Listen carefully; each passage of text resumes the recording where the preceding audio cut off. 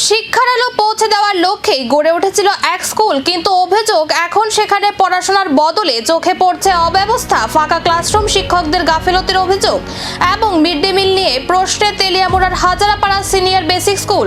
প্রত্যন্ত কাকড়াছড়া এলাকায় পাহাড়ি শিশুদের শিক্ষার জন্য প্রতিষ্ঠিত হয় হাজারাপাড়া সিনিয়র বেসিক স্কুল, কিন্তু বর্তমানে বিদ্যালয়টিকে ঘিরে উঠেছে একাধিক অনিয়মের অভিযোগ। স্থানীয়দের দাবি, নির্ধারিত সময় পেরিয়ে রোল কল হয়নি। অভিযোগ, শিক্ষকরা পাঠদানের বদলে অন্য কাজে ব্যস্ত থাকায় অনেক ছাত্রছাত্রীকে বিদ্যালয় চত্বরে ঘোরাফেরা করতে দেখা যায়। সবচেয়ে গুরুতর অভিযোগ, মিড ডে মিল নিয়ে শিশুদের ভাতের সঙ্গে কাঁচা ডিম পরিবেশন করা হচ্ছে বলে দাবি করা হয়েছে।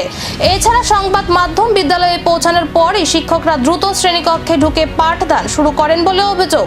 যদিও এই অভিযোগের বিষয়ে প্রধান শিক্ষক স্পষ্ট কোনো বক্তব্য দেননি। শিক্ষা দপ্তরের পক্ষ থেকেও এখনো কোনো প্রতিক্রিয়া মেলেনি। এখন দেখার অভিযোগের সত্যতা খতিয়ে দেখে প্রশাসন কি পদক্ষেপ নেয়।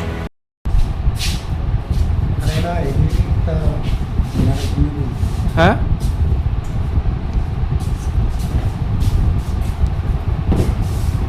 স্কুলে সঠিক পরিমাণে ক্লাস হয়নি স্যার। পর্যাপ্ত পরিমাণে শিক্ষক আসেনি আপনার স্কুলে?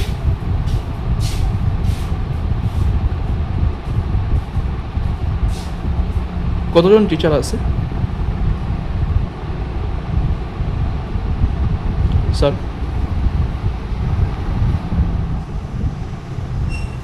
কতজন টিচার আছে আপনার স্কুলে? অভিযোগের পর কি নড়েচড়ে বসবে শিক্ষা দপ্তর, নাকি সব অভিযোগই থেকে যাবে কাগজে কলমে? এখন সেই উত্তরই খুঁজছে এলাকার মানুষ।